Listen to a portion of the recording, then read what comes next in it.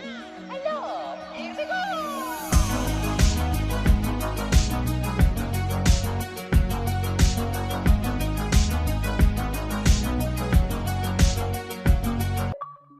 What's going on, guys? Bill's here from Achievement Land, and I'm here with a weekly recap of the Xbox game releases. And in this video, we're going over the games that released January 24th to the 28th of 2022, and there was 19 games.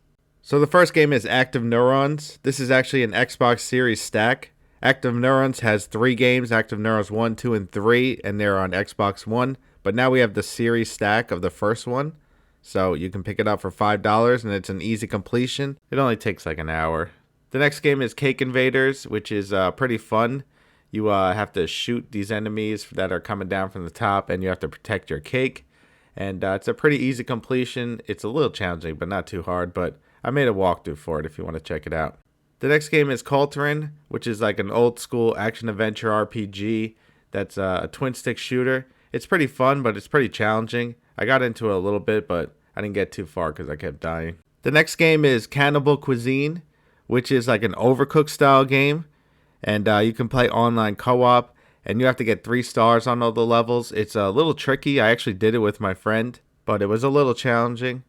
It's a fun game, but some of the achievements are broken right now, but there is a patch on the way, so it should be fixed soon and completable. The next game is Kogan Sword of Rewind, and this is a 2D side-scrolling action platforming game. It seems pretty cool. You can like rewind time after you die and get a new starting point, but I didn't get a chance to play this one yet, so I don't know too much about it, and also it's a little expensive.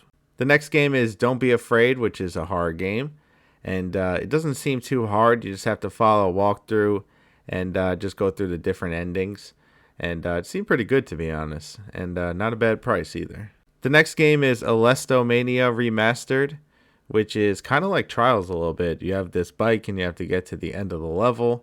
It definitely controls differently, though. The controls are a little weird. It's like a poor man's Trials.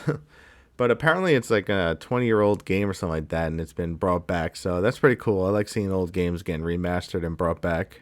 The next game is Gav-Gav Odyssey, which is one of the easiest completions on Xbox. It takes less than 5 minutes. You barely even have to play the game. You're just going to be skipping through the levels to get all the achievements.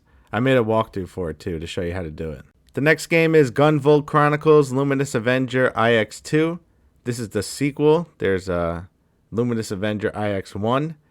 And I don't really know much about this game, but it is a 2D run and gun game.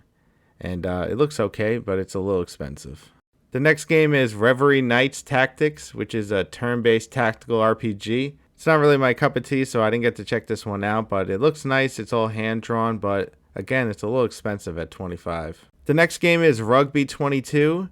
I don't really know much about this game. I don't really play sports games that much, but this game actually comes with 2 games. If you buy this game before April 28th, you're going to get the Xbox One version and the Xbox Series version, and it's a stack, so you can play both of them and get the achievements twice. But again, I don't really know much about this game. The next game is Starlight Shores, which is a very easy visual novel, and I made a walkthrough for it, and you can complete it in like 5 minutes.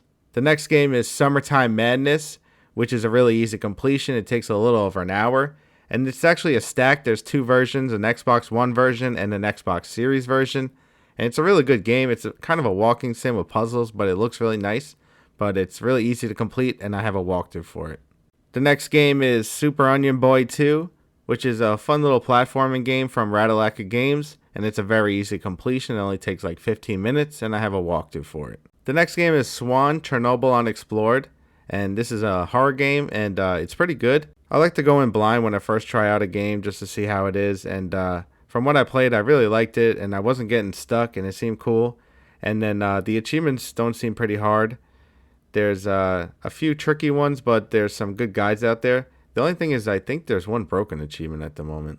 The next game is Taiko the Drum Master, which is a really good game. It's a drum rhythm game that's kind of like Guitar Hero. And it's pretty fun. It's a little grindy to complete. I don't think it's too hard to complete. There's a few tricky ones, but nothing too crazy. And the rest is just a grind. But yeah, it's on Game Pass if you want to check it out. The next game is The Longest Road on Earth, which is an easy completion. It only takes like an hour and a half. I didn't get to play this one yet, but it looks like a side-scrolling adventure game, and it has something to do with music. So it looks cool. I want to check this one out soon. The next game is Thea 2, The Shattering.